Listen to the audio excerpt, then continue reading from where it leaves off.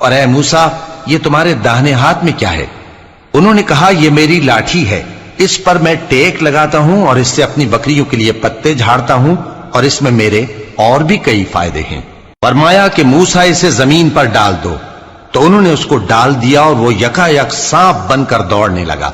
فرمایا کہ اسے پکڑ لو اور ڈرنا مت، ہم اس کو ابھی اس کی پہلی حالت پر لوٹا دیں گے، اور اپنا ہاتھ اپنی بغل میں دبا لو کہ وہ کسی عیب و بیماری کے بغیر سفید چمکتا دمکتا نکلے گا۔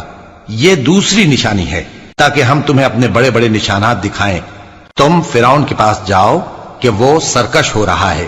کہا اے میرے پروردگار اس کام کے لیے میرا سینہ کھول دے اور میرا کام آسان کر دے اور میری زبان کی گرہ کھول دے تاکہ وہ میری بات سمجھ لیں، اور میرے گھر والوں میں سے ایک کو میرا وزیر یعنی مددگار مقرر فرما، یعنی میرے بھائی ہارون کو۔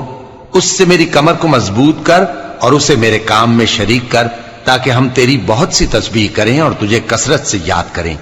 تو ہم کو ہر حال میں دیکھ رہا ہے۔